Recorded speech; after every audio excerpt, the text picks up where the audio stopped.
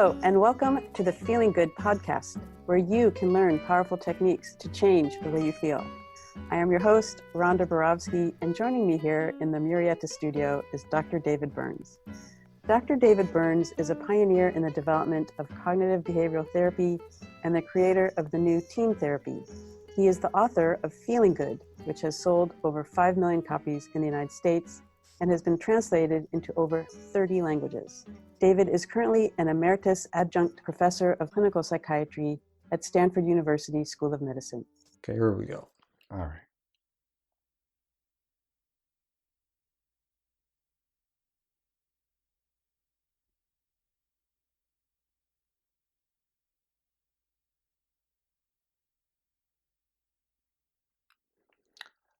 Hello, Rhonda. Hello, David. Hello, Matt. Hey, David. Hey, Rhonda. Hi, Matt. Do you want to introduce Matt, or do you want me to? Oh, sure. I'll introduce Matt, but why don't you say what podcast this is and everything? Oh, yes, this is episode 192. And our special guest tonight is my esteemed colleague, who we mention often on the podcast, Dr. Matthew May, and you were my fantastic student when you were a psychiatric resident at Stanford, and now just a dear friend and teacher and one of the fantastic team therapists in the community. And I used to say in my workshops that I thought Matt May was probably, I just got scolded for making noise with my pen. I'll use this instead.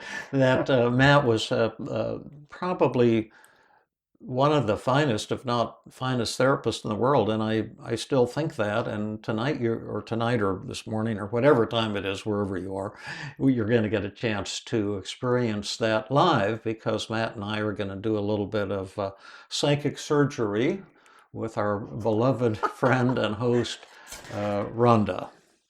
Yes. How was that? That was really good. Yes. And I'm not going to be giving a commercial for upcoming workshops right now until we find out, with the coronavirus, what's going to be canceled and what's going to continue and what'll be virtual and that type of thing. So you just get the pure thing today. Well, thank you, David, for that generous introduction. I'm really grateful to be here, and it's a pleasure to be working with Rhonda today. I'm really excited to roll up our sleeves. Thank you. And I have to say, too, that I'm really grateful to be with both of you. And I'll probably start crying just with gratitude that, I love you both so much, and I have so much respect for you. And I just feel so honored to be working with you.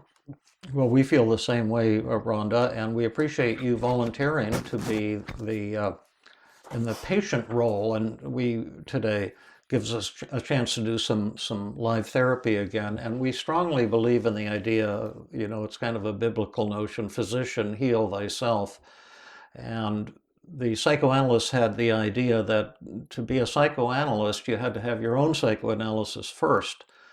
And I think there was a lot of wisdom in that. And so in the teaching that we all do, Rhonda does, who teaches with me at Stanford, and Matt used to teach with me at Stanford. Now you have your own group or training groups, that we feature live work as one of the ways of teaching, and also one of the ways of growing, because when you've experienced something personally, when you've done your own personal work and you've found your way out of the woods and gotten out of the dark place of suffering that we all fall into from time to time, and then you get back into the sunlight of enlightenment and joy, not only is it one of the most fantastic experiences that a human being can have, but it also add so much depth to your skill and understanding as a therapist, and your compassion and your capacity to bring other people out of the woods. So we'll be doing that personal healing today.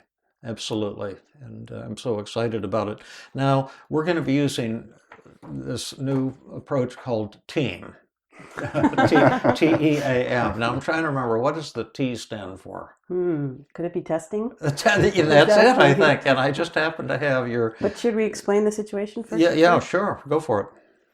So David and I normally record podcast episodes on Tuesday, and I have changed my schedule to accommodate coming on Tuesdays, and then I go to the Tuesday group. But and I used to work Monday through Thursday and take Fridays off, but because I've been coming down on Tuesdays, I'm working Friday mornings. So it's, it's a big shift for me, and I'm glad to do it. I have no complaints about it.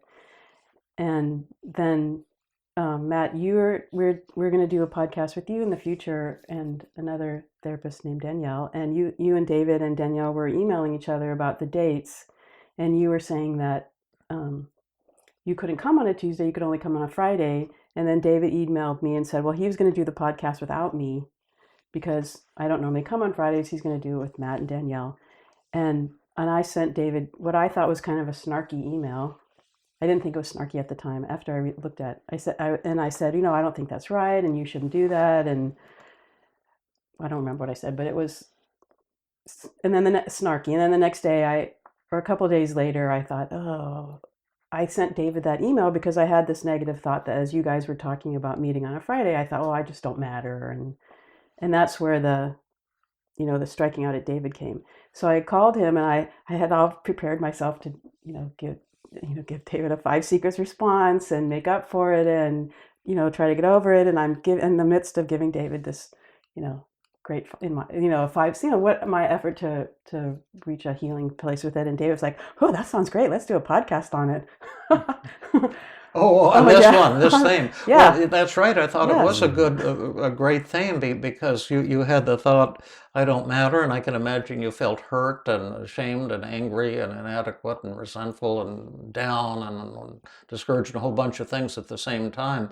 But it's just so easy for any of us to get into that mindset where we feel hurt or not valued by others, or we ourselves think I don't matter because only your own thoughts are going to upset you.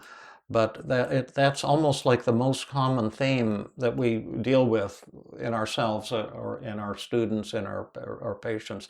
I don't matter, or I'm not good enough, or I should be better than I am, or I shouldn't be so screwed up, or just this idea that I have a self and myself isn't good enough and is going to be judged by others or put down by others. I would say that's a good 50 to 75% of all the suffering that I experience personally and that I run into with my students and patients and colleagues. And so I thought, yeah, this would be a great one for us.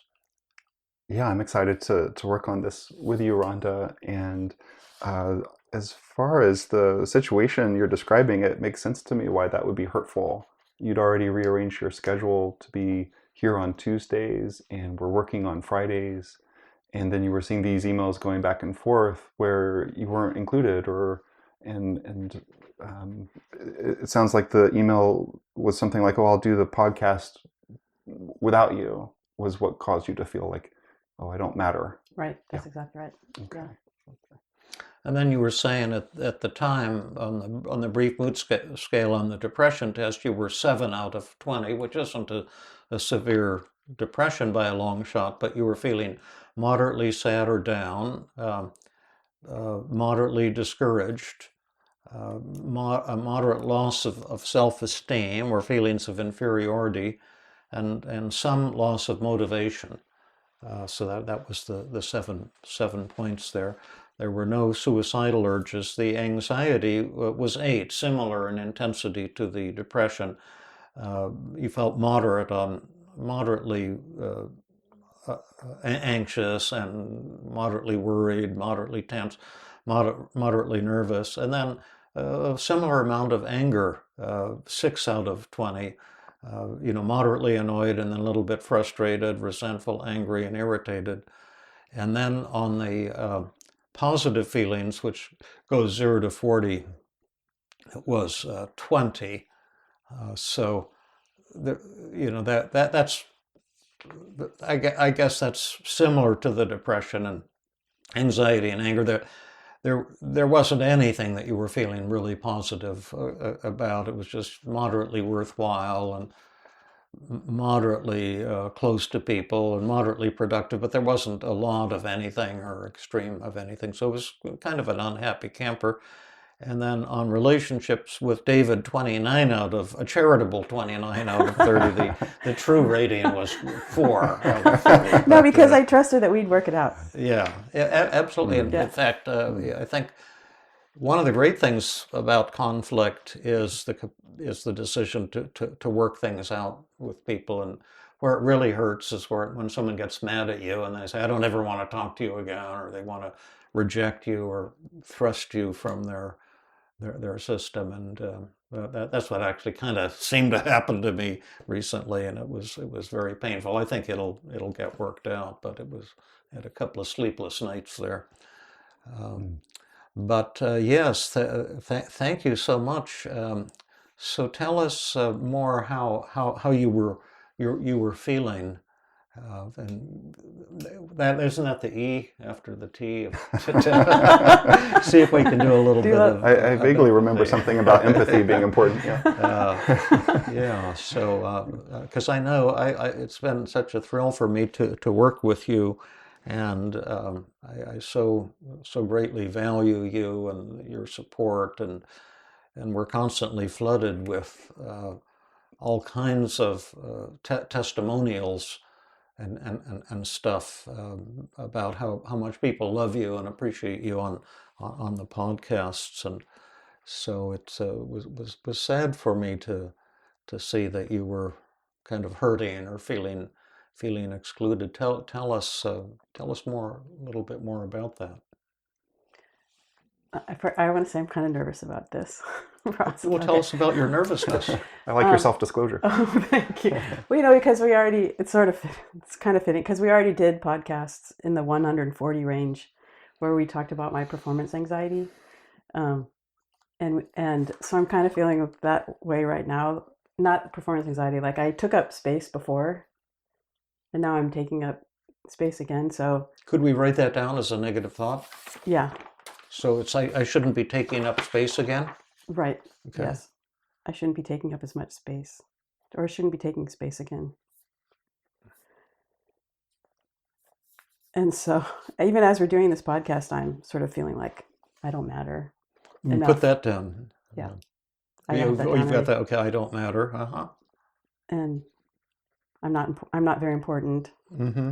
And I think those, at the time, in the moments that I'm thinking them, I think them 100%. You're what? When I have those thoughts, I think them 100%. Oh, you believe those thoughts? I believe those 100%. Yeah. All three? Yeah. 100, 100, and 100. And I mean, that. Any other negative thoughts there? So I wrote, I don't matter, I'm not very important, and now I just added, I shouldn't be taking up space again. Right.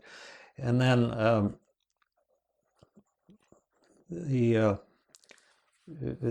how did you feel in terms of sad, blue, down, unhappy? I actually felt sad at 80. 80%, Yeah. And then what'd you circle in the anxiety category? I circled nervous, frightened, and I added surprised. Oh, surprised. And how strong I was... felt that 80 also. 80, And then guilty, remorseful, bad, ashamed? I felt bad at 50. Mm-hmm. And I circled all of the inferior, worthless, inadequate, defective, incompetent at 80. Mm-hmm. And I circled unloved and rejected at 75. Mm-hmm. And self-conscious, I put that at 50, but I think I'm going to raise that to 80 because 80, okay. I'm feeling self-conscious right now. And I didn't circle anything for hopeless. Okay. Discouraged, I didn't feel hopeless. And for defeated, I felt 15, and I just put upset for 15. 50? 15, 15. But how about angry, mad? Irritated. And how strong was that? That was 65. 85? Okay, 85. 85. And any other feelings? No. I think that, how about jealous or anything like that? Yeah, I was jealous. Jealous, yes, yep. I was jealous. And how? Well, I was probably like 75 jealous. 75, that's a good one. And then you say, I shouldn't have taken up space again. Any thoughts like, I shouldn't have these kinds of feelings, or I'm going to look ridiculous, or Yeah, I'm gonna look ridiculous. Definitely, I definitely. Put Yeah. that down, number 4. I'm going to look ridiculous. look ridiculous because you're sharing kinds of feelings that most people hide. So is that 100 too? Yes. Yeah. Yep. Yeah. I have a story. Should I tell a little Yeah, tell short a story. story? Sure.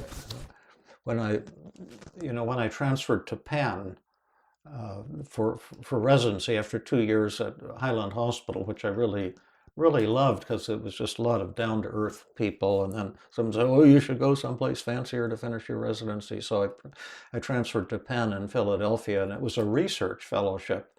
And I didn't have much research background, but it was kind of prestigious. So I went and I got on this depression research unit, and there was this fellow, I'll say his first name, I won't say his last name.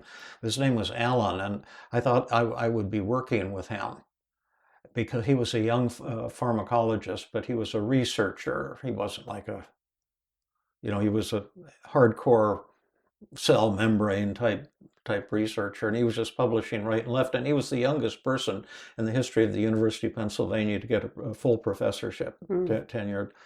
And I thought, oh, great, I'm going to be working with Alan. He'll show me how to do research. But I think he just kind of, we were on a research unit in the VA, and we had a ward of depressed veterans, and they had a lab, and they were cranking out papers about things right and left. And I thought that I would be meeting with him once a week, and he would teach me how to do research. But I think he didn't like me very well, and probably didn't see a whole lot of promise, which showed he had good judgment. And all he did is he took me into the lab and showed me how the different machines work, and so that they had these Sprague Dolly rats if I needed something, for the research, and then he said, so just go for it and try to think up some experiment and do it. And then I realized that he had no intention to meet with me again. And I didn't even have a biology class in college. And I cut most of the ones in medical school. So the only really biology class I'd ever had was in 8th grade. And I got a B. So I was really kind of ticked off, and I felt hurt. And then I heard this one day that there was going to be a research meeting, and everyone's going to get together. But I hadn't been invited to it. And I felt so hurt. And I was just sitting in my office kind of pouting and feeling incredibly resentful and jealous and rejected. And then Alan walked past the door, and he looked in a real chipper way, and he says, "Oh, we're heading to the research meeting. Are you going to join us?" And I says, "No, I have other more important things to do." I didn't have anything to do. I just sat in my office and felt sorry for myself. But I think, I know very well what that feeling is, I don't matter, and, kind of feels like, and can not only be painful, but so much wanting to be ashamed of feeling that way and hiding. Like I didn't want him to see how hurt I was feeling. Actually, there was another negative thought I had, but I'm kind of embarrassed to tell you it. This is the juicy one. Yeah. I thought, everybody likes Danielle a lot more than me. Yeah, everyone likes Danielle more than me, and that's why you're making all these plans. Yeah. By the way, it's going to be a fantastic podcast with Danielle on the Phobia Cure. That's right. Yeah, she's been doing some fantastic work, including some live exposure to leeches, which she's wanted to do in order to both experience exposure on the receiving side, so that she can feel, more ethical about offering that as a treatment. Yeah, that's great. So we'll be doing that probably in a week or so. So I knew that was the podcast topic, and actually I have been camping in Southeast Asia. I can't remember where, and I had a leech, So when you were talking about this topic and I was reading the email, I thought, oh, big deal, I've had a leech. Oh yeah, yeah. I love that.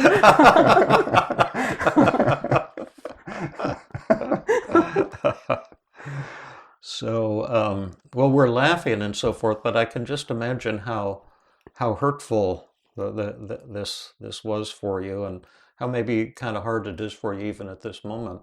Yeah, right. It's embarrassing to talk about, and yeah. I'm so appreciating you right now for opening up and talking about this. And you were saying that you felt nervous, and you were saying, oh, I shouldn't be taking space again on these podcasts. And is that the source of your bad feeling? Is that why you were feeling bad, or is there some Well, I was feeling bad that I was feeling jealous of Danielle. Like I shouldn't feel jealous of Danielle. I shouldn't feel jealous, yeah. And well, can we add that one? I shouldn't feel jealous. It's number 6. Okay.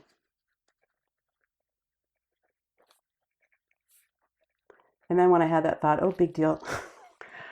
I've had a leech. Like, what's the big deal? I thought, oh, that's such a dumb thing to say. Like, why would I? So I felt bad that I had that thought too. Oh, I see. So I shouldn't feel jealous or have thoughts like that. Yeah. Or, like comparing I guess. I shouldn't compare my leech to Danielle.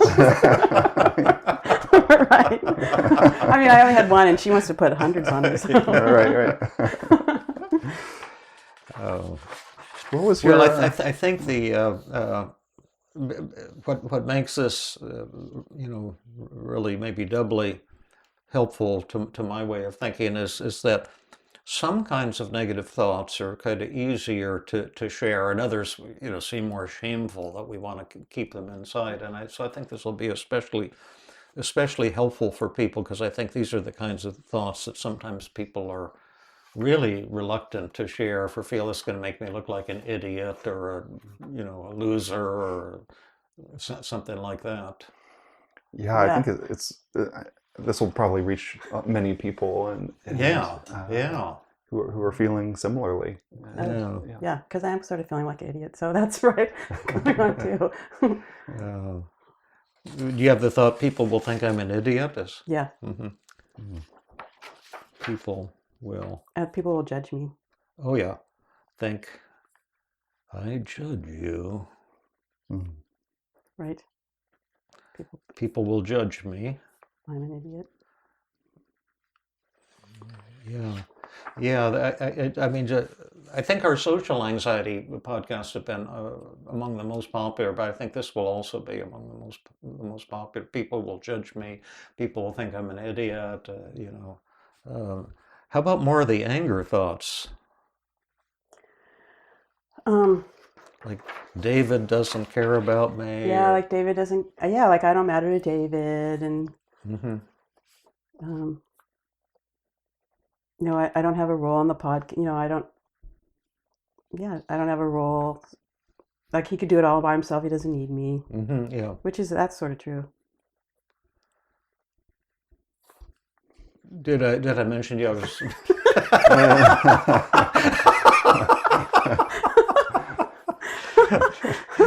So how much? I'm going to say 90. I don't matter to David. I was like, oh, I don't matter to David. 90. And he doesn't know how much I've changed my life around. Yeah. And he doesn't need me. That was 90 or 100? Or... Yeah, that was 90. 90. And then people will judge me? 90. 90. And people will think I'm an idiot? 100. 100. And I shouldn't feel so jealous. I shouldn't feel jealous? 90. 90. And then the belief in everyone likes Danielle more than me. Do you want me to be honest? Yeah. 100. 100. That's what I had put down. Yeah, 100. I'm going to look ridiculous. 100. I'm not very important. 100. I don't matter. 100. And I shouldn't be taking up space again. 100. Yep. Okay. Yep.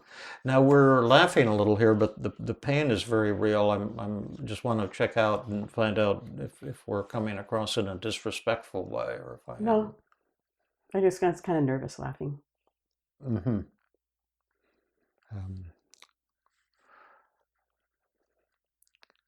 So are we still in the empathy stage? I think so, yeah. Oh, okay. Yeah. Because I want to tell you guys something. Yeah. So this is really hard to admit, but when I was growing up, my father had this expression, how parents say, children should be seen and not heard and stuff like that, which is sort of common. But my father used to say, if we challenged him, or he'd say, who are you? You're no one. And so that was sort of a repetitive comment that my dad made a lot of the time. So even though I don't think that that's really true, it feels like that sort of seeped into my, the sort of my core person.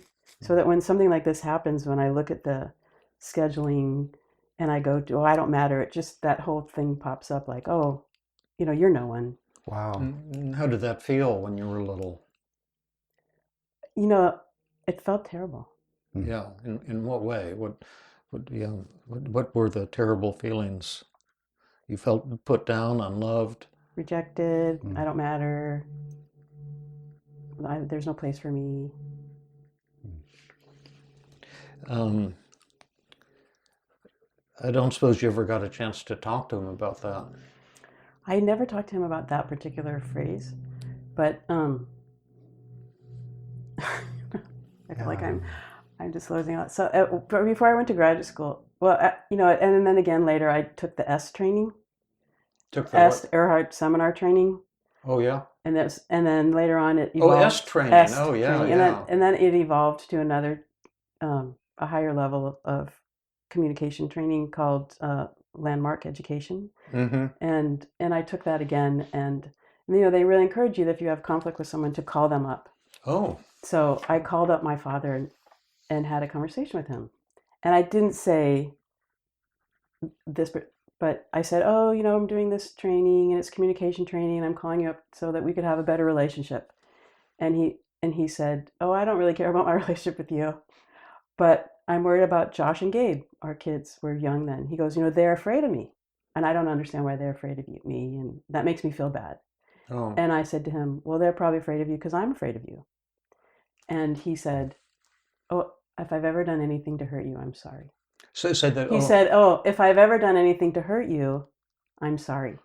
Oh, that's nice. So that was really nice. That was really great. And I felt tremendous, relief and satisfaction. And then I didn't need to get into the detail like, oh, you said this and you said that and what about this, what about that. I just was like, oh, okay. And he died 8 years later. And I could say honestly that those 8 years were probably the best parts of the relationship of my life with my father. Yeah, that's a beautiful thing. Yeah. That's really impressive how vulnerable you were with him to share that you were scared of him. Yeah. Yeah. Thank you. Yeah, it was totally really hard. And in that moment when he said, oh, why are Josh and Gabe why do they stay away from me? I think they're afraid of me. I thought, oh, well, I could have at that point been like, yeah, they're afraid of you because you're blah, blah, blah, blah. Or I could have just said, oh, they're not afraid of you. I don't know why you're saying that. But I said, yeah, they're afraid of you. That's true. Yeah. And it's kind of like what David talks about is then you hold things in. The energy it takes to hold things in takes more than like speaking it out and dealing with it. And because of that, I had a good relationship with my dad. That transformed your relationship with him. Completely. Yeah. Wow. Yeah. I love that story. Oh, thank you. Yeah. I love it, especially because it's something I believe so much. You don't always get a chance to do it, but I believe that in therapy and in life, sometimes when we're failing the most is the chance for the greatest success, the greatest breakthrough. If we would just accept, our failure and the failures of others and be able to talk about it, I think that's something a lot of people haven't experienced, because we get into blaming people and being angry and hiding our feelings and being resentful, and feuds go on, and to hear like that it was very simple really and very fast, but how wonderfully effective, and what a burden it is when we can let go of these conflicts and feel close to people again. But again, it's not simple to do it, and it's not just a formula you can apply. And since I'm babbling incoherently, I will now stop. But you know what I mean, and you will now kind of say what I'm trying to say, can you? um, that carrying around the burden is so painful and heavy, Yeah, and it weighs us down, that yeah, when you can open up and express it, yeah, it creates a lightness and freedom. yeah. And at the same time, we're kind of addicted to not sharing our feelings and feeling those resentments, and just living life kind of in a hellish state sometimes. But anyway, to push ahead. It sounds like maybe you were pretty hurt and angry with David. Yeah. Can you tell us about that? No, I don't want to. Oh. Yeah, I just thought, oh, I've changed my whole schedule around. I drive all the way from, Walnut Creek to Los Altos, and from it's about an hour and a half hour drive, and and then he's scheduling this session with Matt without me, and um, yeah, I felt kind of hurt, like, and kind of taken for granted.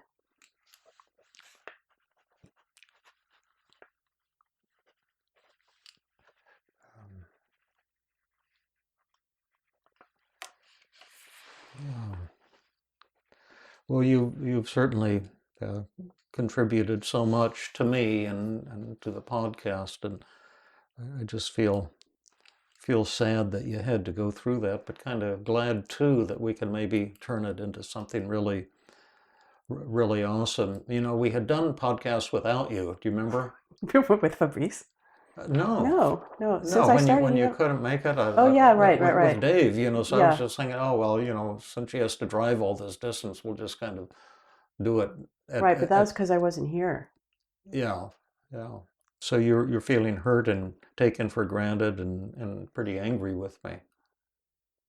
Yeah, it just spiked briefly.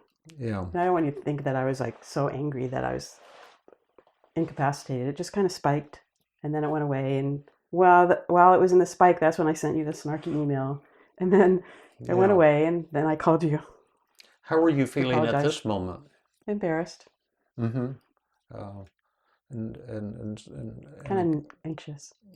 so you're still feeling embarrassed and anxious. Is that because you feel that I'm judging you, or Matt would be, or just the people in the audience, or? Well, I'm kind of wondering what you thought about what I just said. What you, David, thought about what I just said, that I felt angry and taken for granted. What I thought about it. I was just sad that you were upset, and I was a little bit surprised too, because I was thinking it's not a big deal. Just we'll do another podcast and save you a trip coming down here. And then I became aware that you were really hurting about it.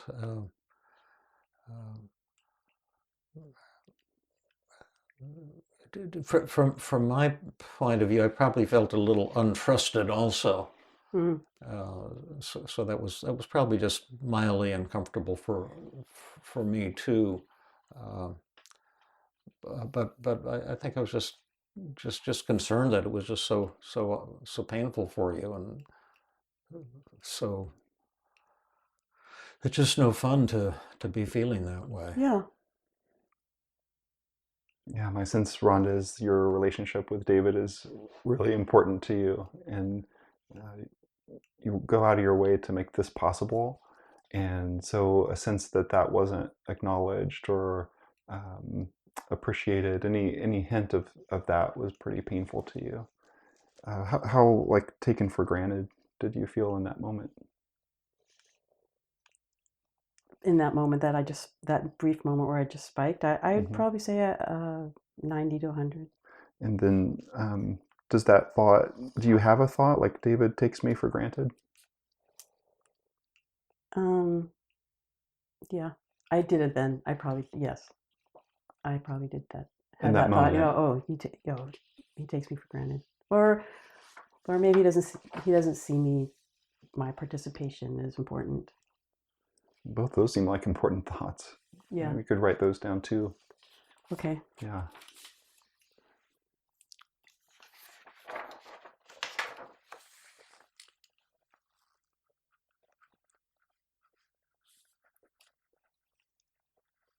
Actually, I'm totally spacing out. What was the second one? David doesn't see my participation as important.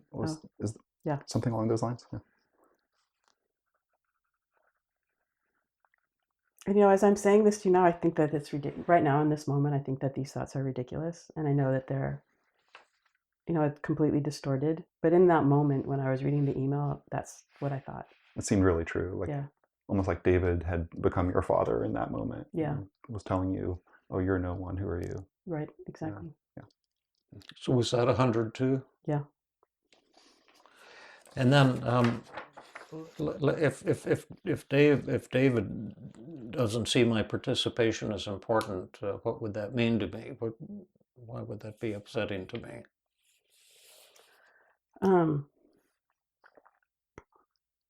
Well, then that's why there were that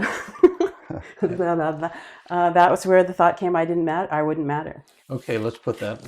Let's just do a downward arrow. Then I don't matter, and I'm just doing a downward arrow now from the point of view of our listeners who may not be familiar with all the various methods, but see if we can get at the belief under the surface here.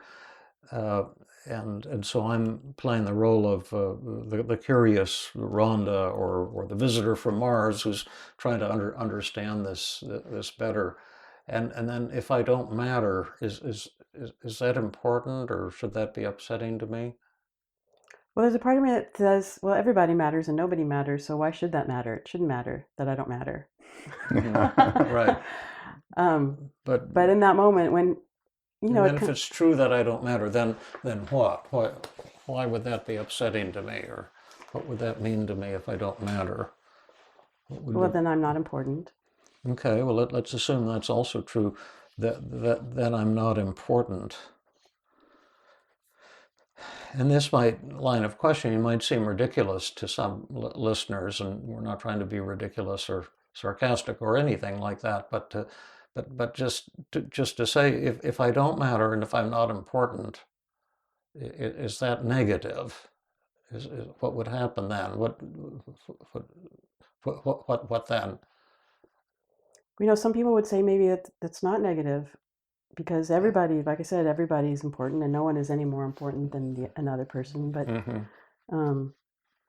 that moment, it felt like it was really important to me. It mattered. And then why in that moment? Why would it be upsetting to me? Let's say that I'm from Mars and I'm trying to understand how things work here on the surface of the Earth, and so what happens to people who don't matter or people who aren't important? They get rejected. Oh, I see. So then I'll be rejected? Yes. Then I'll be rejected. Okay. Now we're getting somewhere. And then let's do another downward arrow. And then what happens if I get rejected? I'll feel really bad. And what would I be feeling bad about? Not fitting in.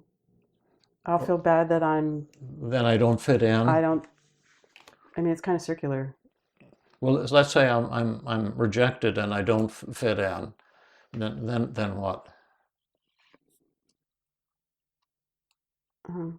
Would I be upset then? Yeah. And what would I be upset about? Still, I'd be upset that I'm insignificant. I'd just be upset about.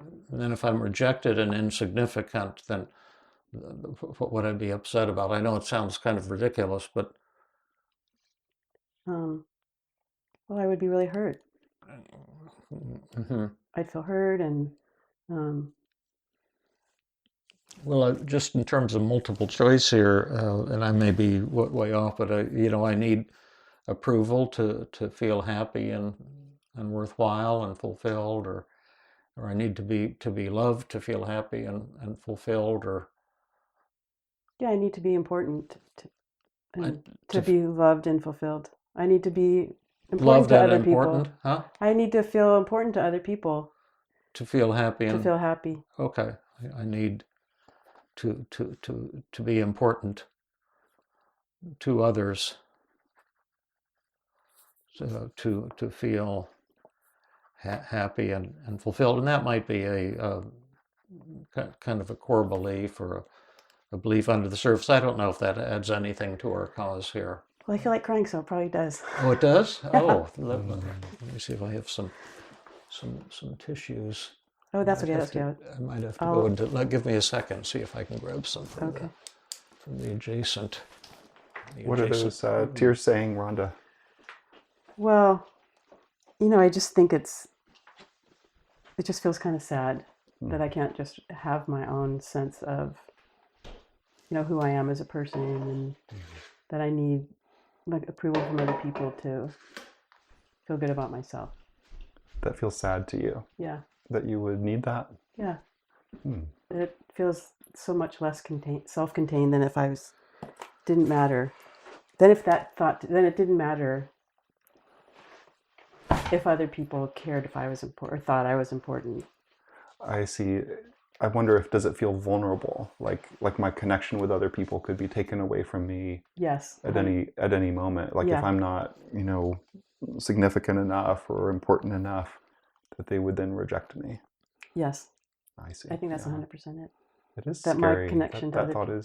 is scary and upsetting. Yeah.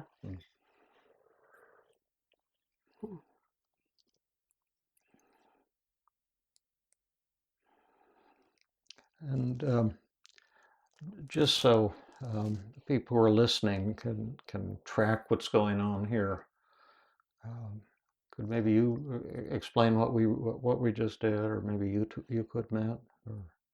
I loved what you just did, David. I think that was the downward arrow. Yeah. Of exploring the thought and trying to understand its significance and going deeper into the self-defeating belief that if I'm not important, then I can't feel happy or fulfilled. And also, then another part of it is I have to earn love by being important or impressing people or something like that. Yeah. How would you put that one? I have to earn my love by performing. Yeah. Yeah, I have to earn love by performing successfully and at a high level. Yeah. And that again echoes the experience with your dad that you described. Yeah. Sorry. And then you became tearful, and why is this kind of a little bit on the sad side? And would loneliness also be one of the emotions? I don't, did we circle that earlier on in your daily? Yeah, lonely. Yeah, 75%. And can you just say what is a little bit sad about this?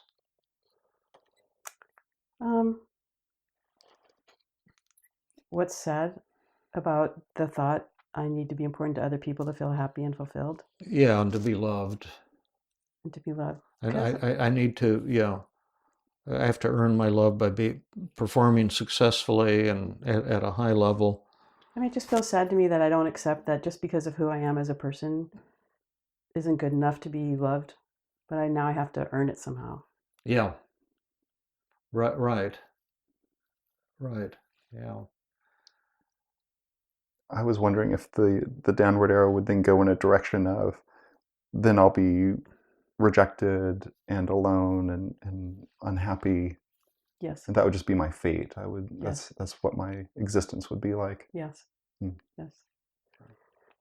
Yeah. Right. If I'm, maybe David would say, yeah, I could do the podcast without you, and you don't need to come to the Stanford group anymore, and yeah, don't come to the workshops, and I'll just see you around. See you around. See you around, kid. How does it feel to be bringing all of this out into the open? Oh, it's really hard. It's actually really hard. Is it? Yeah, I feel really vulnerable, and I mean, I 100 million% trust you both, but I feel like, I know I'm really letting my guard down, and so this takes courage. It's not easy. Yeah, it's not easy. I'm feeling a lot of sadness too, imagining, Rhonda, your sense of suffering there and the sense of I could just be discarded like an object and without any care or concern for you. Yeah. Wow. Yeah. It's funny what sparks things like that. It's funny what sparks. Like, it was such an innocent, like on your part, it was just so innocent. And David's thinking, oh, he's a big deal. He's saving me a trip down here. And I'm like spiraling out of control into this other self-defeating belief. And yeah, I think Danielle and I were kind of on a high, having done that exposure to leeches and excited to share it. And David had offered, oh, come on the podcast. And we're like, yeah, that sounds great. And you got left out of that communication and felt rejected and kind of sidelined there. Yeah. I feel embarrassed for not having made it more clear how important you are and how much we care about you and love you and want you to be a part of this. Thank you. Thanks, Matt. Absolutely. How understood are you feeling now? I'm feeling really understood. I'm kind of worried though, David, when you said that you felt mildly untrusted by me. Like, were you irritated or angry at me? Well, just a little bit, not very much, but there was a kind of, I felt kind of like I wasn't permitted just to do a podcast. Do you know what I mean? Yeah. Like kind of a sense of being pressured, and I felt too that you were feeling like you weren't important enough, and that maybe I had to prove something to you or something of that nature, which is probably a little bit uncharitable, but I think that when we're feeling insecure and kind of annoyed with people, it creates a kind of tension that does become somewhat real. I don't know what I'm trying to say. Matt will explain it. Oh, I think so. If I understand what happened, Rhonda, you were pretty hurt by that experience, and you said you were feeling snarky. Right. And I think your email response might have rubbed David the wrong way. Yeah, a little bit, just very minimally. And I think I was feeling some annoyance in trying to get the thing organized. The time, remember, you kept me in the loop, and should we do it this time or at this time? And then I kept saying, you guys figure out when you want to do it, and then I'll be available. It just seemed like there was endless, back and forth. Yeah, back and forth, and I found myself feeling a little bit irritated, for whatever reason. Yeah, and actually, the moments before I wrote, there was a moment of rationality before I sent that email, and I thought that, oh, I knew that you and Danielle, Matt, were excited about this, the exposure that she was going through and the work that you had done, because she had talked about it in the Tuesday group, and she was so enthusiastic. And there was a part of me that thought, like, of course they're going to do it on a Friday, and what's the difference if I'm there or not? And no, it's David's podcast; he can do whatever he wants. But that rational thought just flew out the window when the negative thoughts and all the history and all the other kind of BS just sort of took over. Well, the neat thing is you kind of allowed yourself to get upset and then to share it. Absolutely, and now we can talk about this. Yeah. Well, let me ask you a question here. If is there something here that we should be working on that you would be wanting some help with? Yeah, I would love to never have that thought ever again. Okay. We have a new technique for that. Do we? Yes. Okay. We're going to hypnotize you. Oh, okay. Cause that thought never to return. But assuming we could have a lesser goal, what might that be? I would be reluctant to press the button she's describing. Absolutely, yeah. I'm liking that thought. Yeah. Oh, you're liking that thought? Yeah. Oh. Actually, I think every fight I've ever had with Michael, my husband, has been based on this thought. Oh, really? Yeah. I believe that completely. Oh, wow. So the I don't That I don't matter. Yeah. Like something will happen, and that spike, and I'll think, oh, I don't matter, and Yeah. then like days later, I'll think, oops. Mm. Yeah. Well, maybe it works. No. No. It Okay. doesn't Well, work. what would be the help that you would want? Well, I would like to, if I can't eliminate that thought altogether, I'd like to be less reactive Okay. and Okay. know it more immediately in the moment and be Yeah. able to talk back to it. Well, suppose we had a magic button here. If you pressed it, you'd never have that thought again. I would definitely push that button. Okay. Well, we don't have a button, but we've got, as you know, some pretty awesome techniques. But maybe we should ask ourselves, what does that thought show about you that's positive and awesome? And what are some benefits of that thought, as well as all the rest of the 11 negative thoughts and, at least 9 or 10 negative feelings before we go about pressing that magic button. And maybe we can just make it kind of simple and make a list of positives. Okay. And say let's start with the thought. We can do any of the 9 emotions or any of the 11 thoughts, but let's say I don't matter. What does that thought show about you that's positive and awesome? Well, I think it shows that I really value relationships. Is that true? Yes. Is that important? Yes. Okay. I value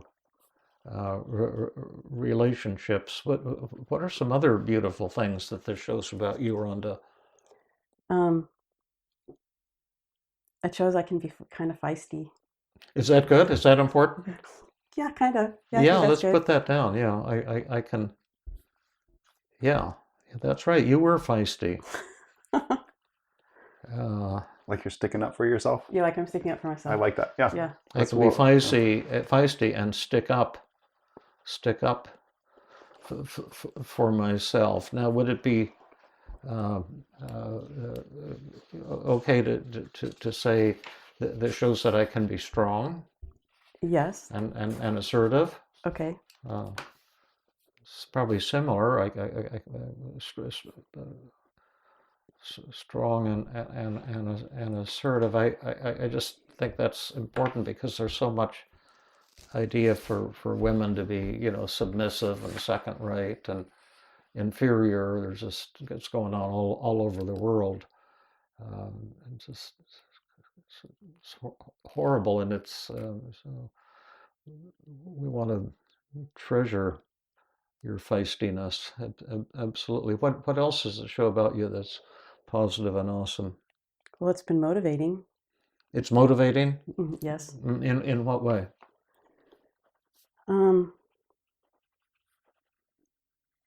Well, to prove that I matter, I've tried to do a lot of different things. Yeah. And yeah. I've accomplished things, and I take good care of people that I'm in relationship with. So it's motivating to prove I matter. I take good care of people. Yes.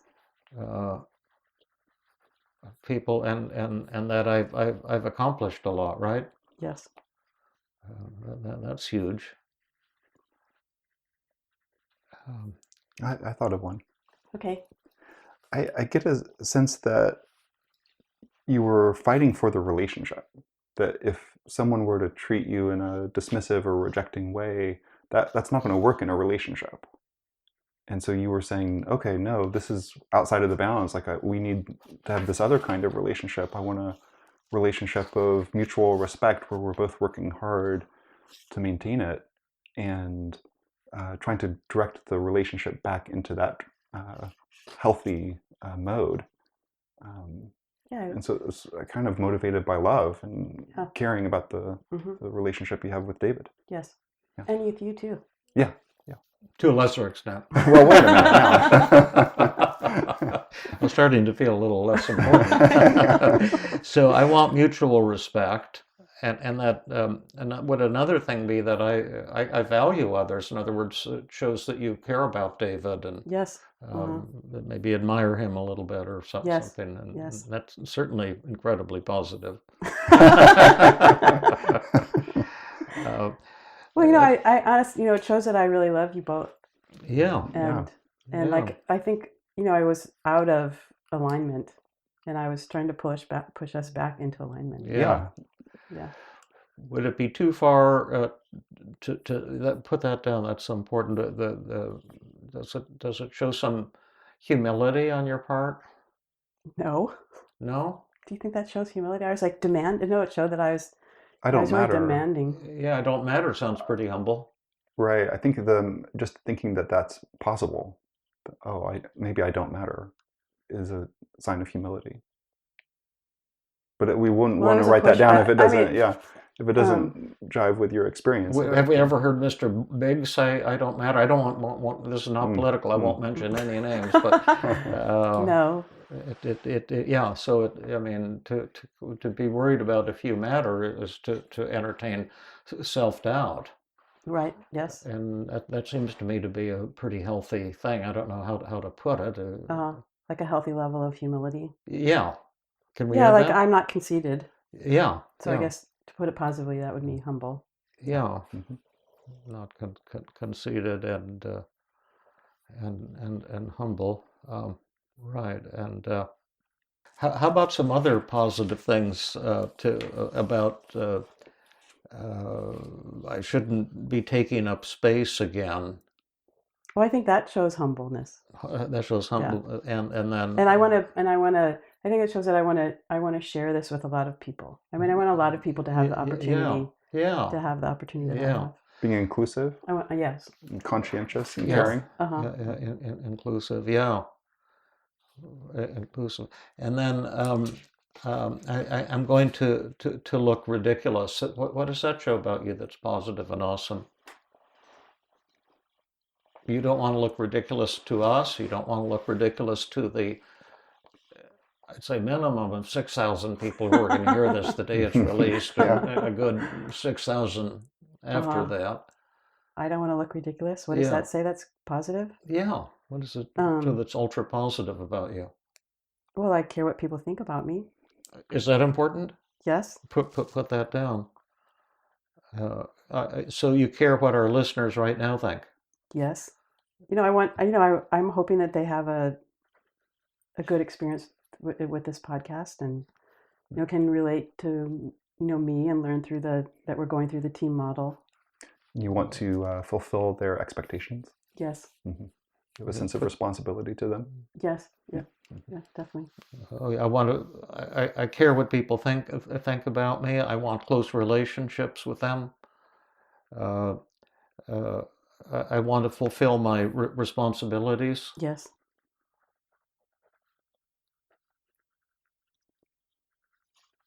It shows you take your work very seriously.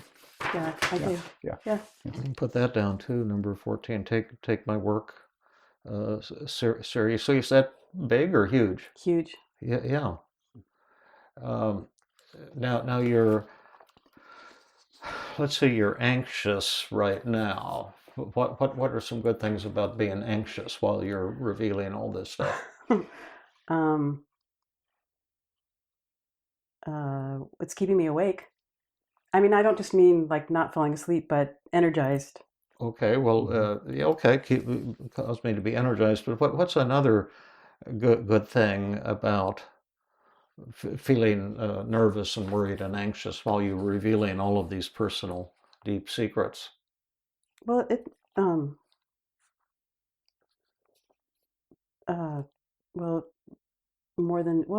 motivating to keep going and get through.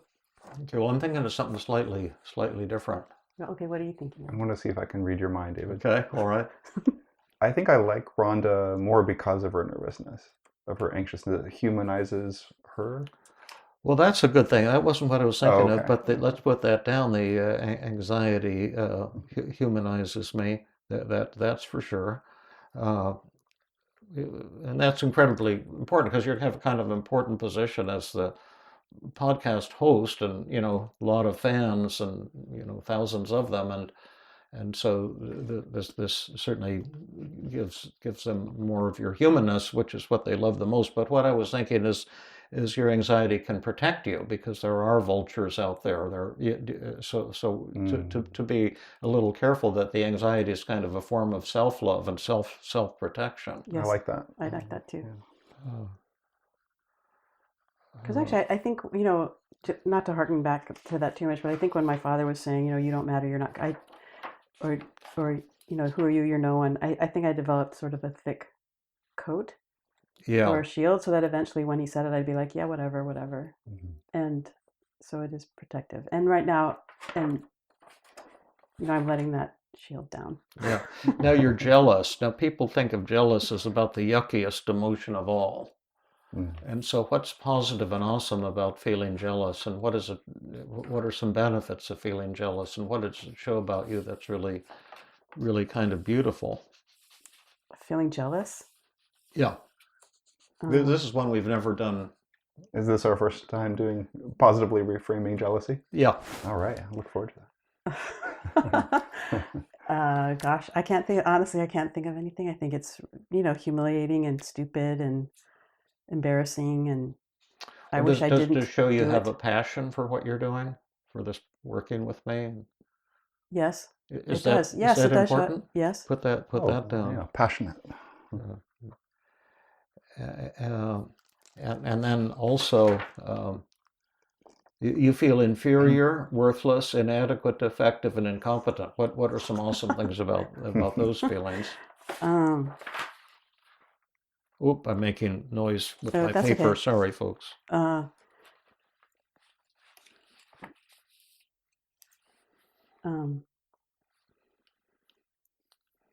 Feelings inadequate. I should probably know the answers to these. It's so hard. What's harder when you're doing it yourself? It makes what it is so that? much better. That's why the Michael one was such a great one, even though the sound wasn't good, because he couldn't get it at first. Like his shyness and the fact that he was failing his son, and he couldn't see anything good in it. And then as the podcast evolved, suddenly like this light got turned on in his brain, and it was really a kind of a transforming thing. And I think when it's hard, it's the only thing that makes it worthwhile. That if it was too obvious, it wouldn't be any good. So I think that was really awesome. That was very helpful, and I think that tell me more. I think it means that I push myself. I'm not willing to just settle. Oh yeah, and that yeah. I take on challenges. Oh yeah, but is that important? Yes. Okay, I take on challenges. What else does your feeling of inferiority and worthlessness and inadequacy show about you? I'm not willing to settle or stop. I keep push. It shows that I push myself. Sure. I keep pushing to grow. I have perseverance. But another thing that I was thinking, does it show that you're honest and realistic? Yes. Is that important? Yeah, it's really important. I have integrity. Yeah, and realistic, because you do have many flaws and many inadequacies. And does it also show that you're accountable? Yes. Is that important? Yes, it's really important.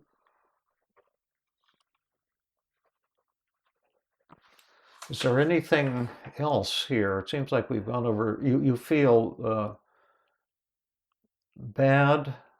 Did you feel ashamed also? Yes. Did we circle ashamed? No, we didn't, but that would be smart. And that was only 50, or it seems more like 90. Yeah, let's put 90. And then what's great about feeling ashamed of this reaction? Well, it led me immediately to, call you up and work it out. So I wasn't,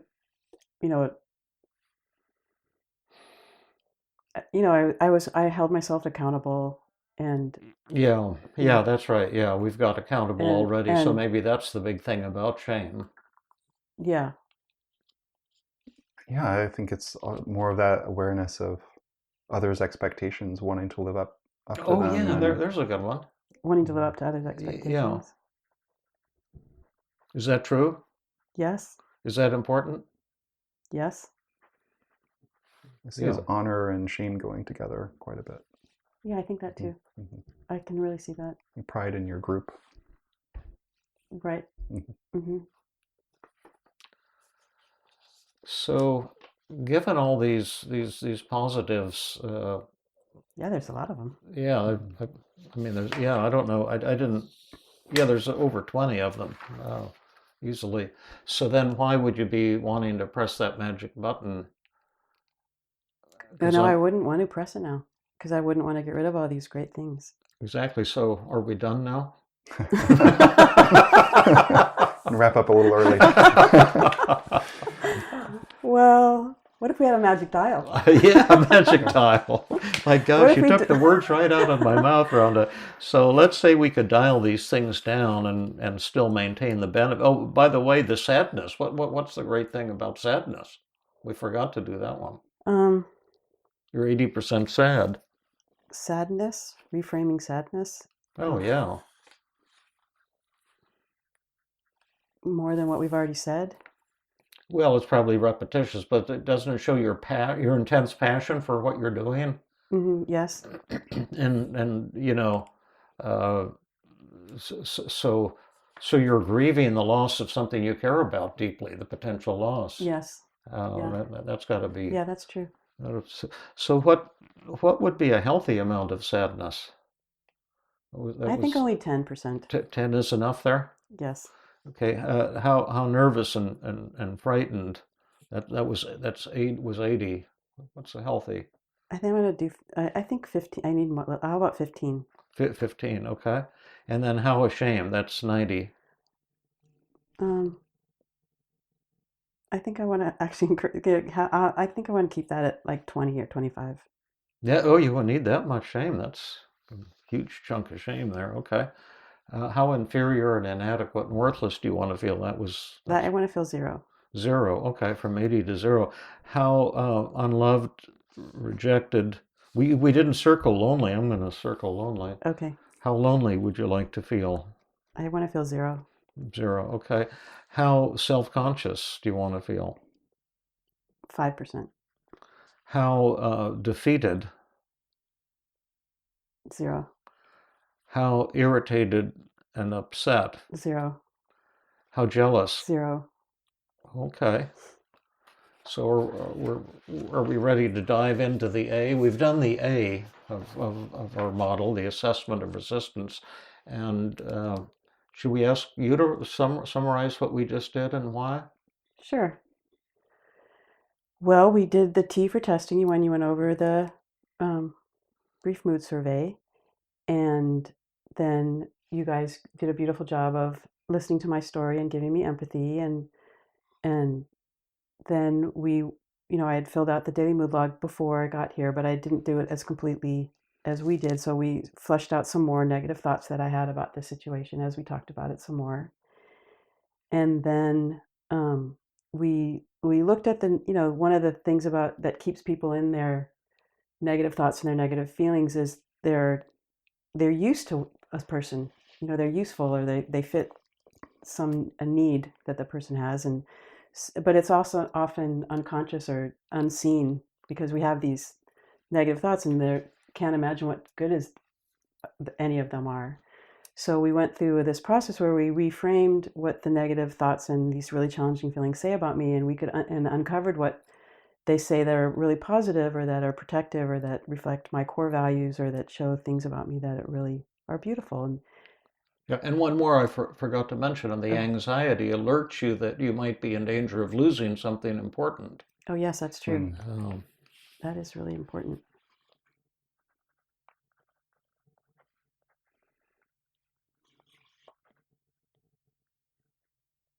so you're noticing that something of value to you may be at risk. Yeah, I think that's really important. Yeah. So what was the effect of going through this assessment of resistance and listing these 20 or 25 positives? That how are you feeling now? What was this part of the session like for you? Well, it's a little relaxing, and it's hard to talk about positives sometimes. So it was kind of fun to identify some positive things, and it was a little, A little enlightening, like what you just said, that anxiety alerts me to something that I might lose. Yeah, yeah.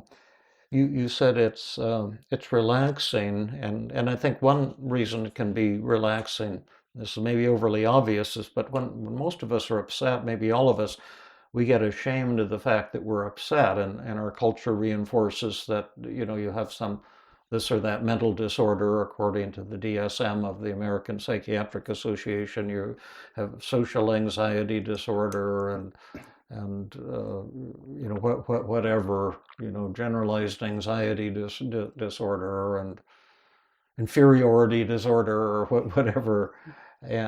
But there's a tendency to respond to these messages of society that you have a brain disorder, you have a mental illness of some kind, you have a personality disorder, a defect, dependent personality disorder, type of thing.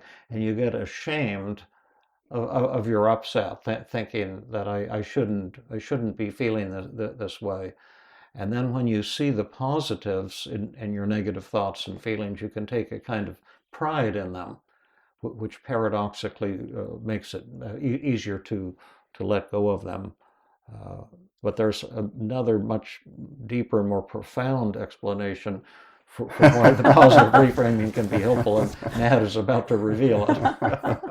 I don't know what to say, David. I was afraid he was going to ask me. I have no idea, but well, one thing I did want to say, Rhonda, when David was doing the downward arrow, and you were on the verge of tears, and we got to that idea that, I've got to earn my worth.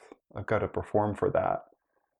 I got a sense of another positive quality there, which is that you don't take your relationships for granted, right? You're willing to work hard and contribute, and you're always the one who's going to bring something to the party. Yeah, I think that's really true. I don't take my relationships for granted.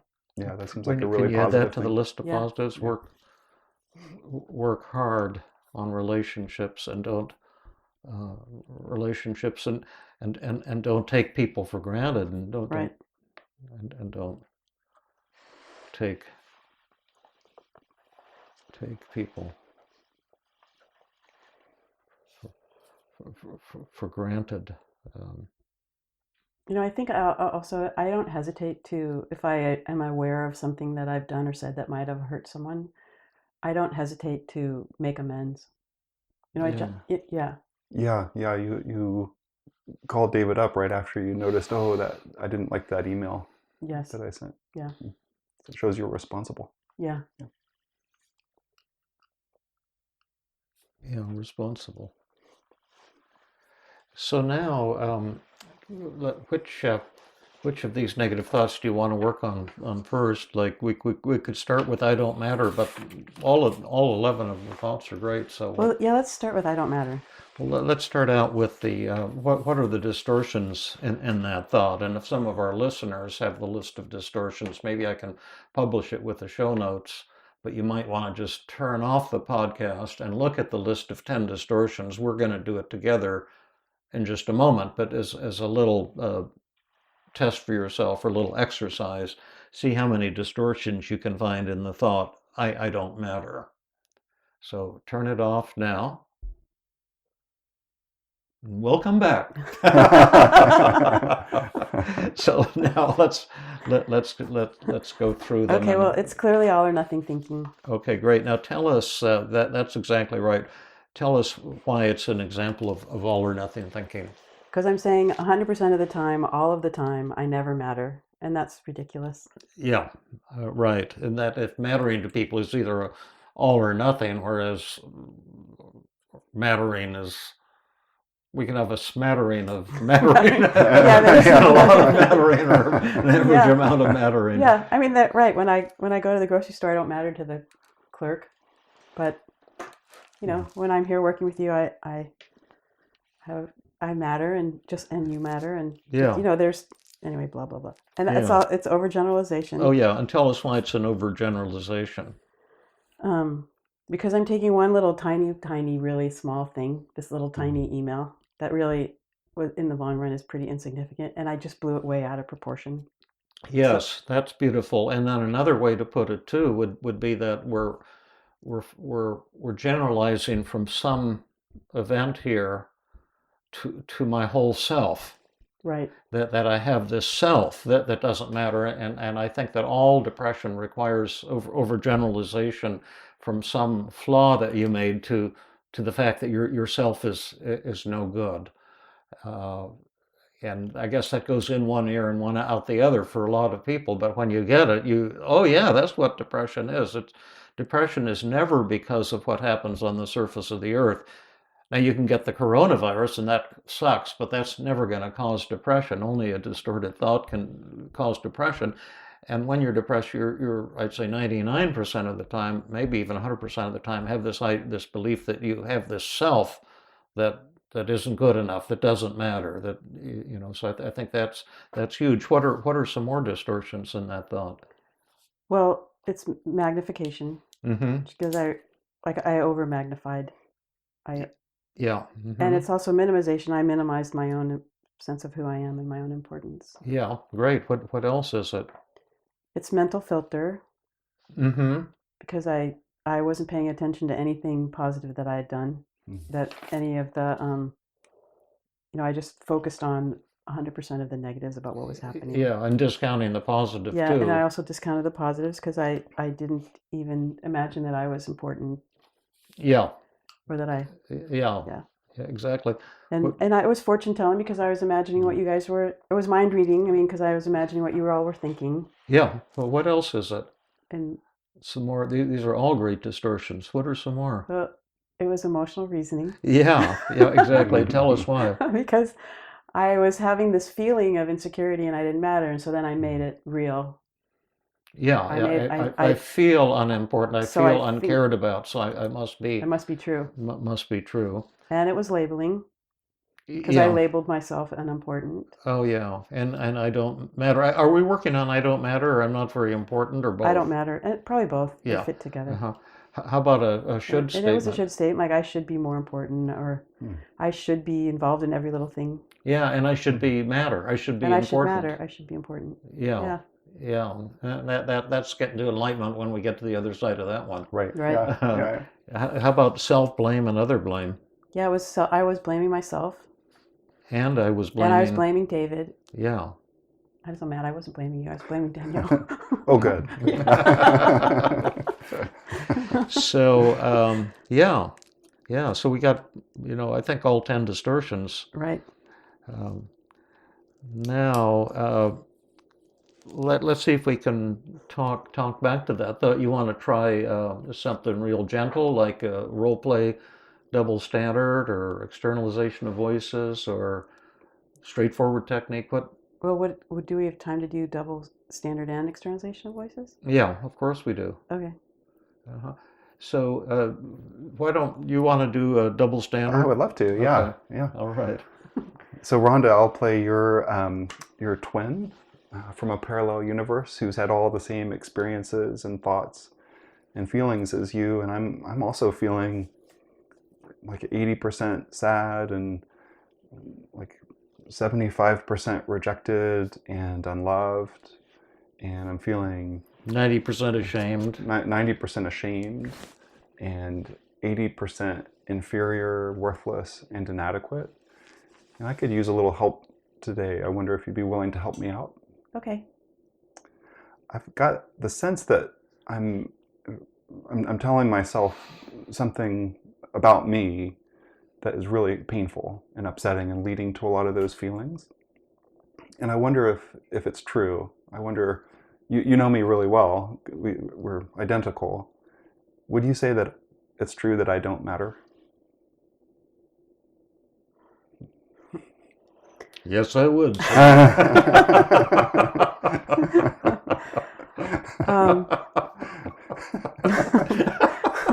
Next technique.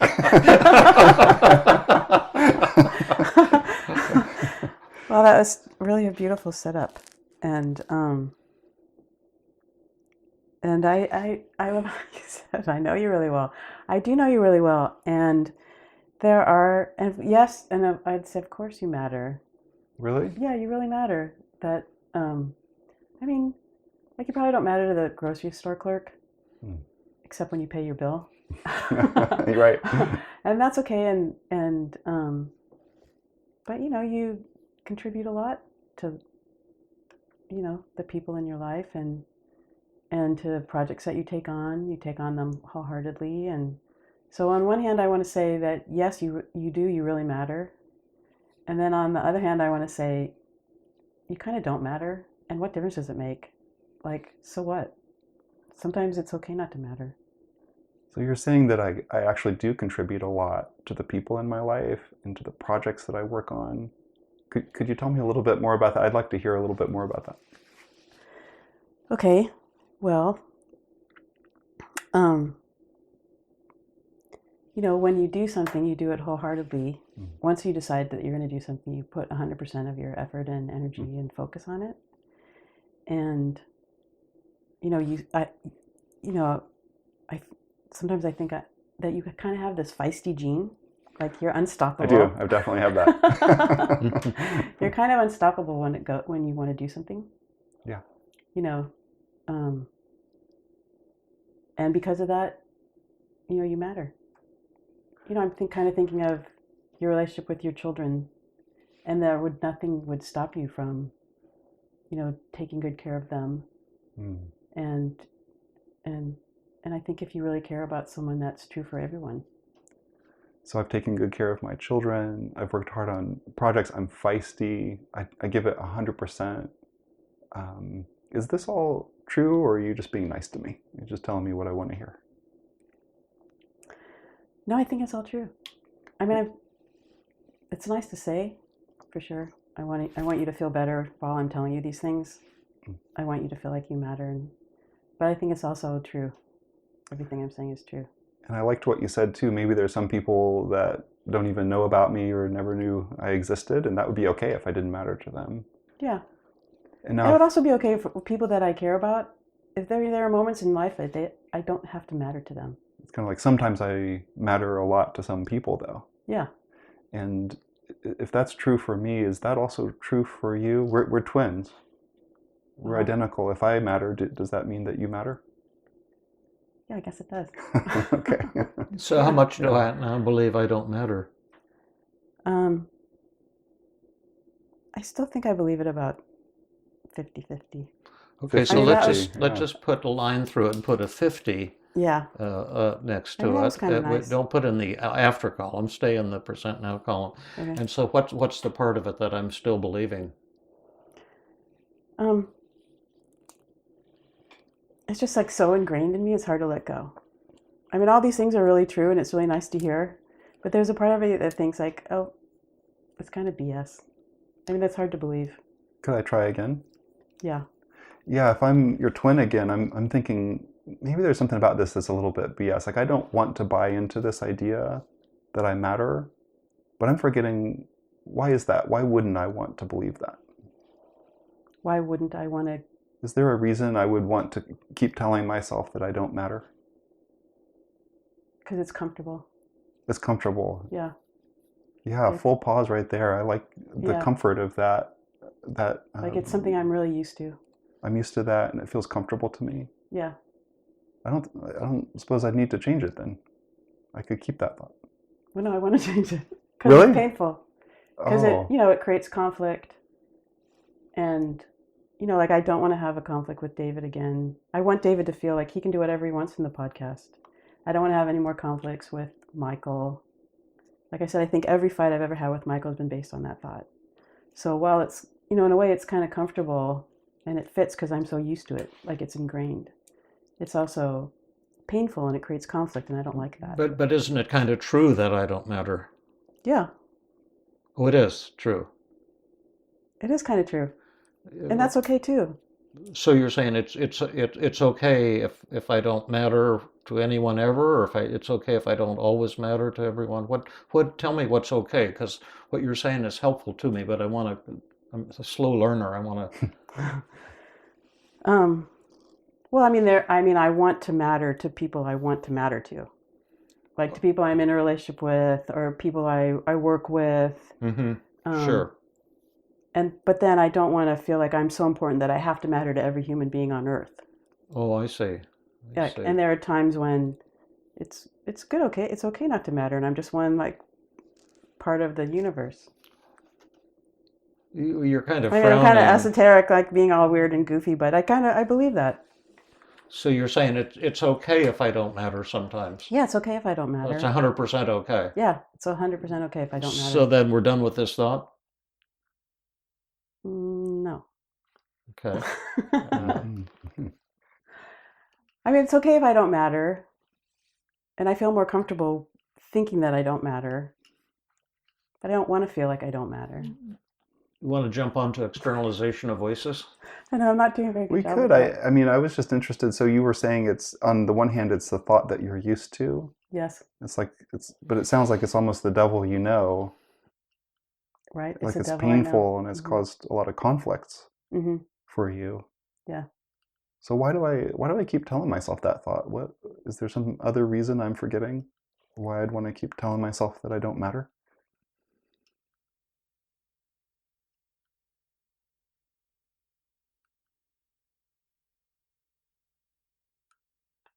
The thing that pops into my mind, I could be wrong, but what if I start to think that I matter and start to feel real safe and secure in my relationship, like with David or with anybody in my life? Could I then have that taken from me? Would I feel more vulnerable? Yes. Is that it? Yeah. Is that it? Yep, that's it. I'd feel more vulnerable. Yeah. I feel vulnerable just you saying that. Mm. Yeah. So it's really protective. Really protective, right? Right.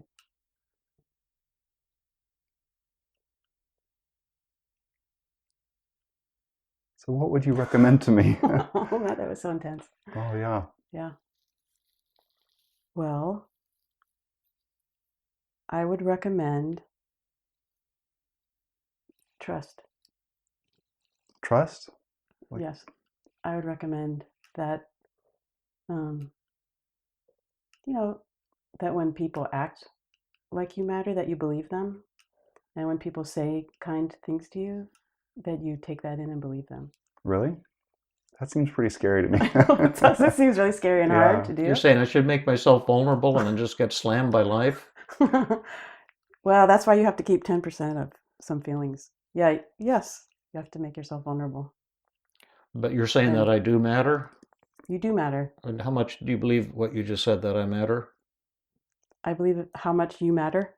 Yeah, how much do you believe what you just told me? You said that I matter. How much do you believe that?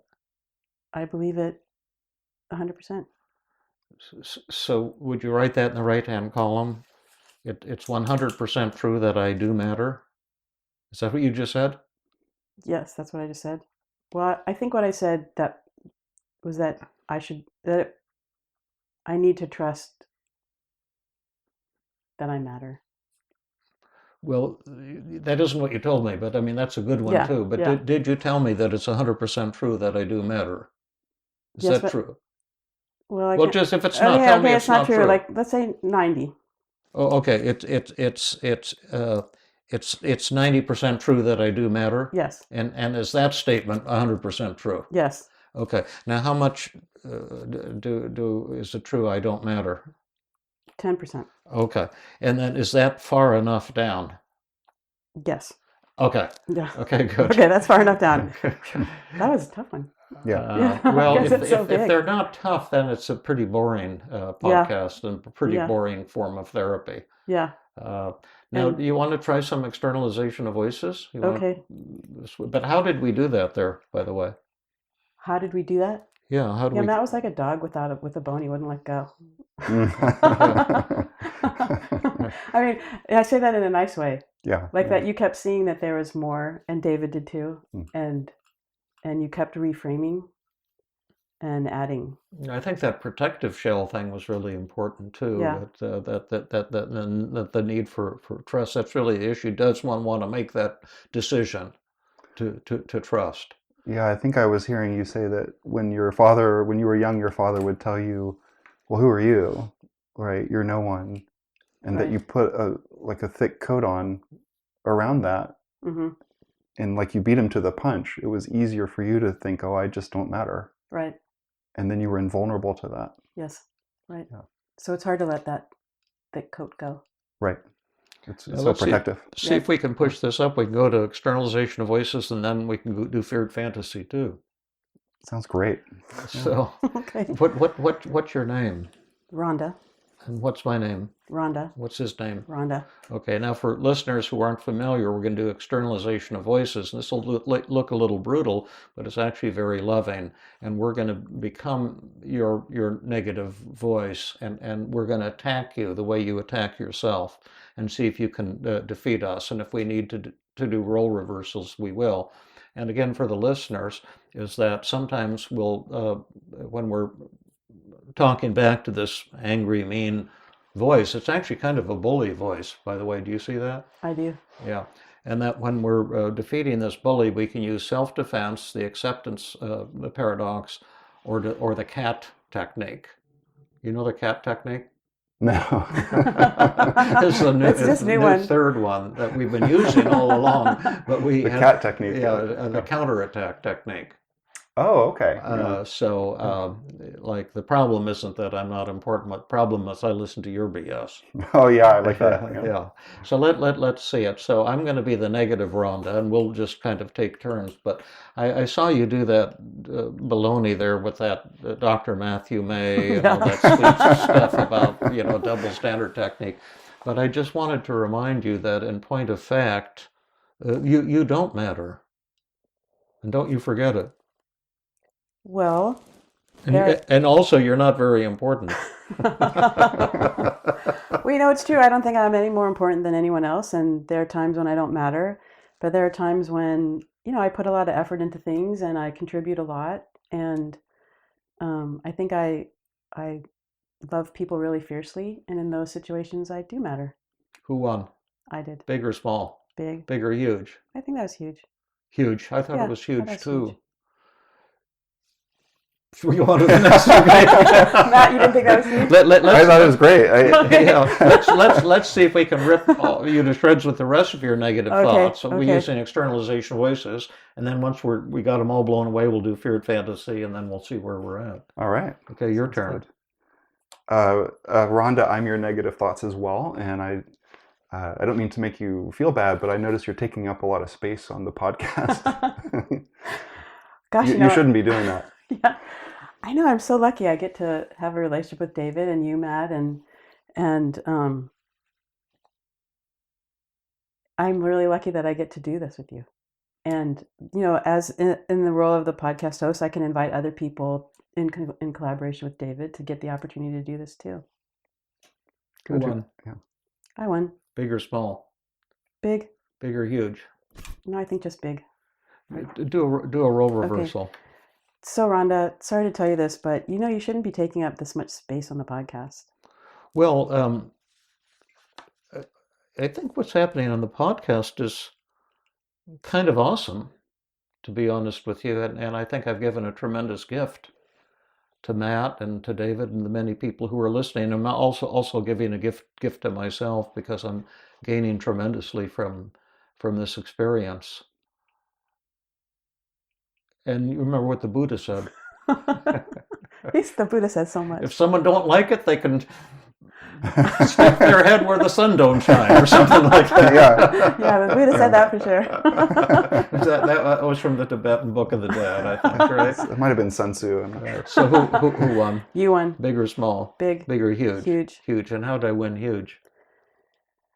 Well, you showed what I'm giving back while I'm doing this. Yeah, that was the thing. The self-defense was kind of missing in a way. Mm-hmm. So try a role reversal now.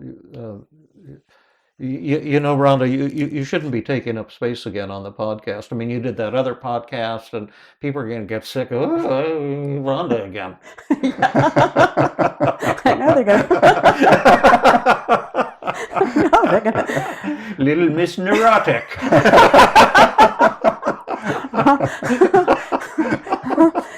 Yeah, well, I am taking up space again, and I feel really honored about that. I'm so grateful to be taking up space, but I'm also giving back, and I feel like I'm giving back to the podcast listeners because they can learn how to do the team model by listening to this, and and I'm showing how to be vulnerable and how to, make amends, and I'm also feeling closer and deepening a relationship with you guys, and I'm, so I am taking up space, but I'm giving back and gaining a lot too. Awesome. Who won? I won. Big or small? Big. Big or huge? Huge. Huge. But you're going to look ridiculous. I know, you just said it. I'm going to look like Miss Neurotic. Yeah. Well, I think, maybe most people in the world probably look ridiculous at some point and feel neurotic, so I'll just join in with everybody else. Who won? Me. Big or small? Big. Big or huge? Huge. Huge. Your turn. Let's see here. Oh, yeah. Well, I'm your negative thoughts again, Rhonda, and I wanted to let you know that everybody likes Danielle more than you. Poor Danielle. She doesn't even know she's a part of this. Danielle is really awesome. She's really smart and she's so articulate, and there's a lot to like about her. And I want people to like her because she's going to do this too. And I think there's room for people to like Danielle and see the awesomeness of Danielle and to like me too. I think there's room for both. Who won? I won. Big or small? Big. Big or huge? Huge. Huge. Yeah, well, you beat that Rhonda over there, but you're not going to beat this one because, and you know what I'm about to say is true, Yeah. that you shouldn't feel jealous. I know, you shouldn't It's a little petty, isn't it? I know, it's very petty. It's really petty. I shouldn't feel jealous.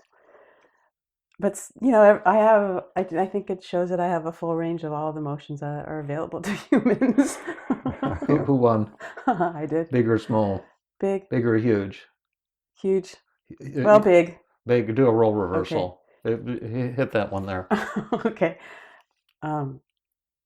You shouldn't feel jealous. I frequently feel jealous. I'm pretty jealous on a regular basis. And I'm totally comfortable with that. Oh, okay. Yeah.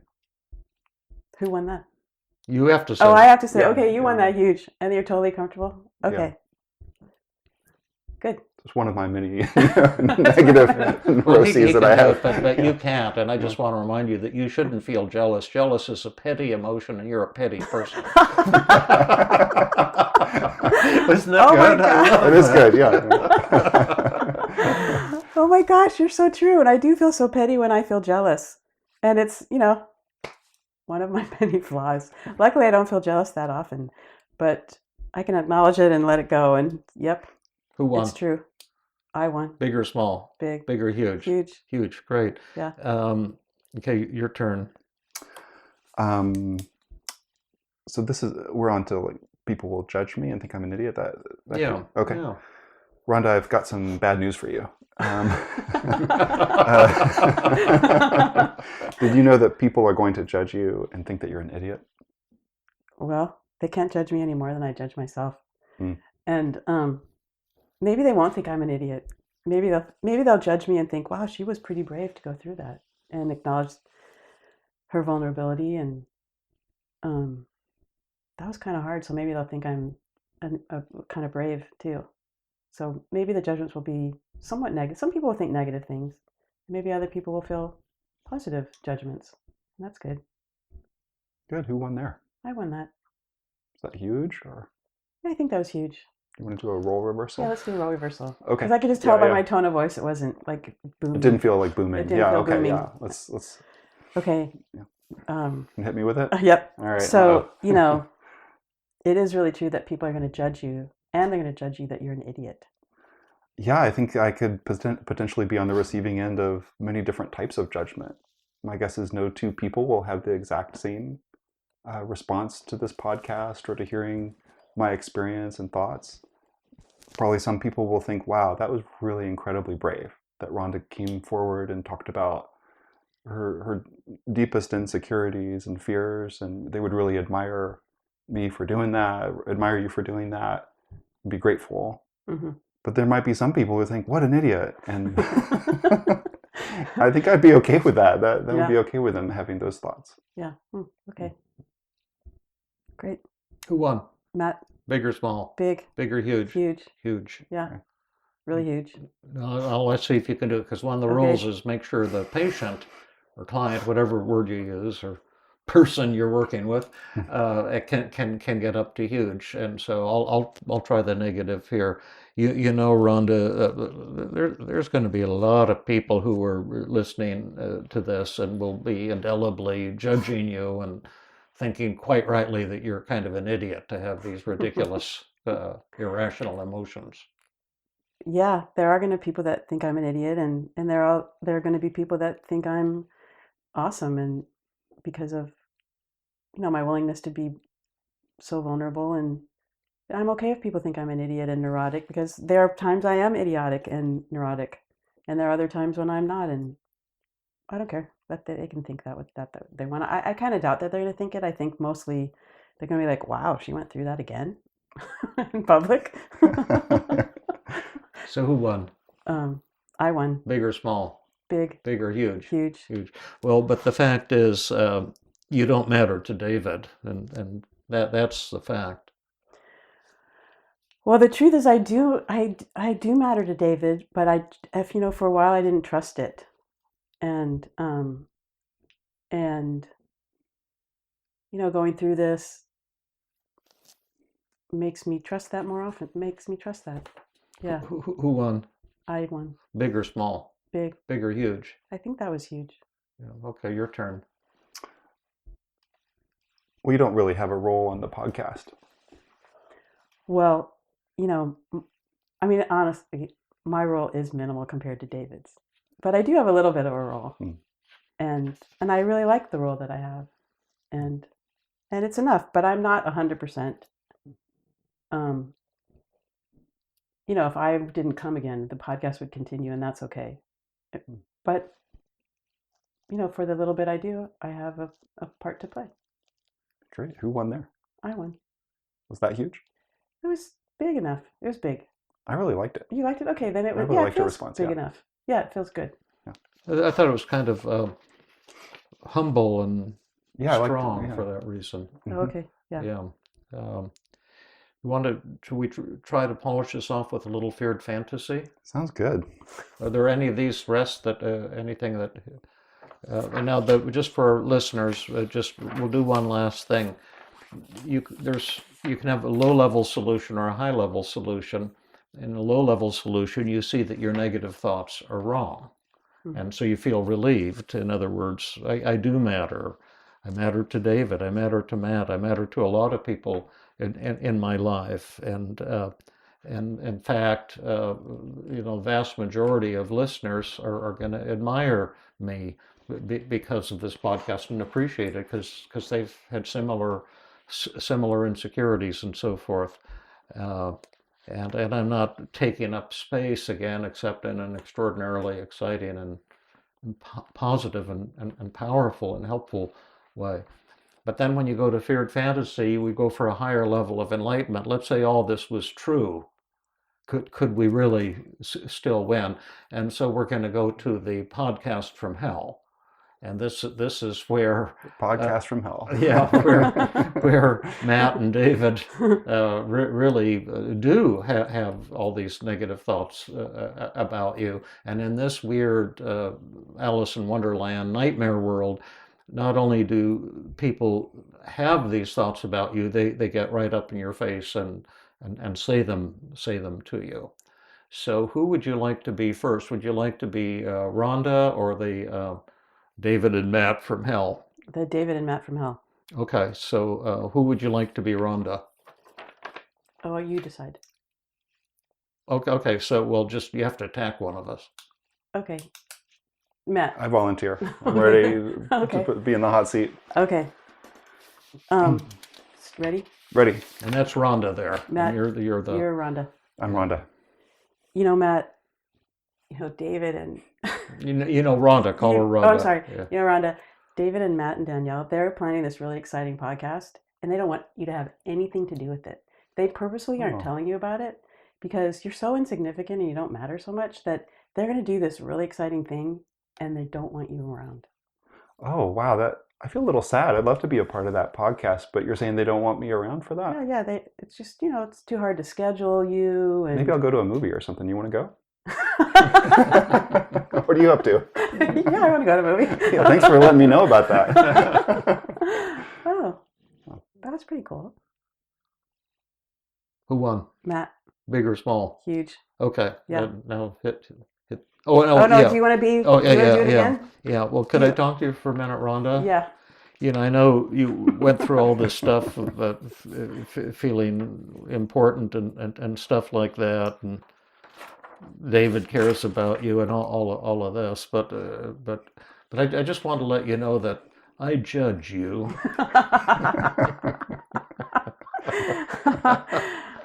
You know, I think that says something more about you than me. So who won? I won. Big or small? Big. Big or huge? Huge. Huge. Your turn. What would be the hardest thing to hear? What would be the hardest thing to hear? Yeah. Still about not mad. I don't matter. I should tell you that. Yeah.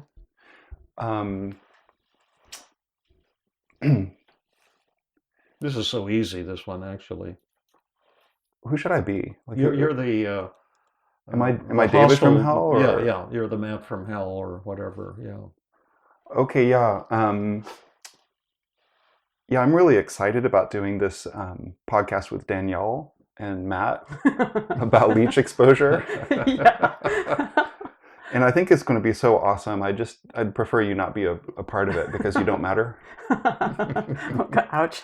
Oh, okay. Well, wow, that hurts my feelings, honestly, to hear you say that you're purposefully excluding me. That hurts my feelings. But, you know, it's your podcast. You can do whatever you want.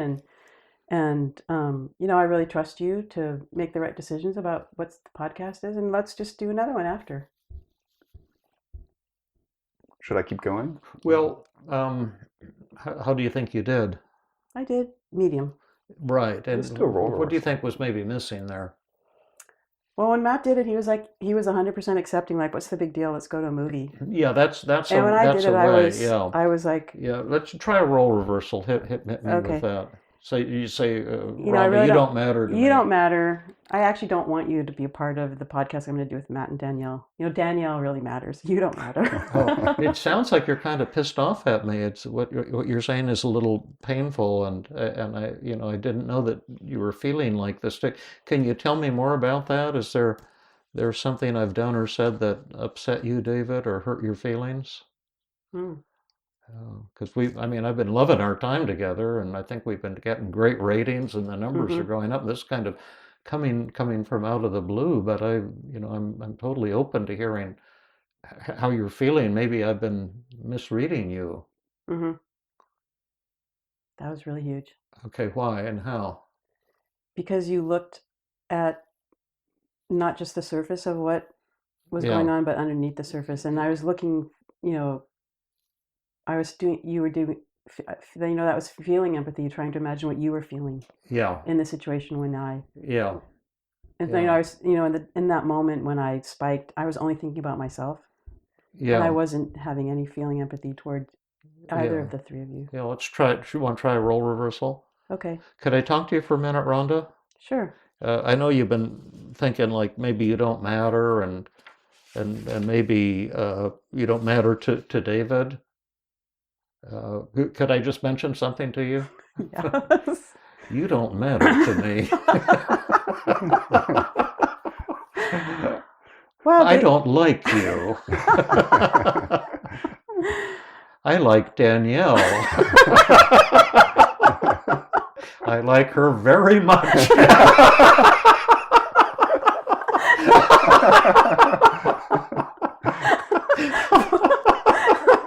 Poor Danielle, I feel sorry for her when she listens to this I podcast. want to do a podcast with her in secret. With Matt. Gosh, it's so fun to like make jokes and see the ridiculousness of this thought. David, I wonder, that really hurts my feelings to hear you say that, but I'm also hearing Well, I'm quite important. you are. Well, you are. Well, you are important. you wrote the books and you created the team model and you started this podcast with Fabrice and they call me Mr. Big. and you did you did 140 or 135 podcasts before I came around and I did. And I'm sure and a good job too. Yeah, you did a really good job. And Fabrice did a fantastic job. And I'm sure there are a lot of people that could do just as well, if not better than I am doing. But so that assertive exclusion of you that you're doing with this podcast. I'm wondering if you're feeling like angry at me. Have I done something to hurt your feelings that you want to exclude me like that, or maybe you're feeling insecure about our relationship, or I've done something. Shut up, maybe you are. Who won? Who won? I can't take any more. Okay, I won. Okay, big or huge? Big or huge? Huge. Huge, great. Yeah. So okay, that's good. Let's take a look at the after feelings now, okay? And then we'll talk about how sad are you feeling right now? 0. How anxious? 0. 0. How ashamed? I'm still feeling 10% ashamed. 10%. How inferior and worthless? 0. How 0. Lonely, alone? 0. How self-conscious? I'm gonna stick with 2. 2. How defeated? 0. Everything is 0. Angry, and so you met or exceeded or achieved all of your goals. And what would you say were the first of all, was this real? Oh yes, it was really real, very real. And what was the 1 or 2 or 3 effective components here? What were the most helpful things to you? Because I think we want for the listeners to see not only did something really cool and awesome happen, but how and why did it happen? Because we're looking for an emotional change, but for therapists, you want to see the steps to bring that about.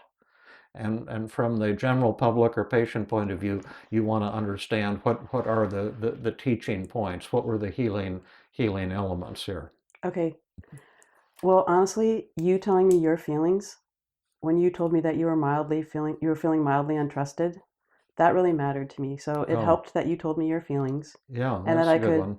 I could relate to you and kind of come out of myself and see there are other people in the world. Yeah. And I think what also helped is that we did 3 techniques on the thought that was the hardest for me. I don't matter. We did identified the distortions and we did double standard, and we didn't just do double standard once. We did like 3 iterations of it.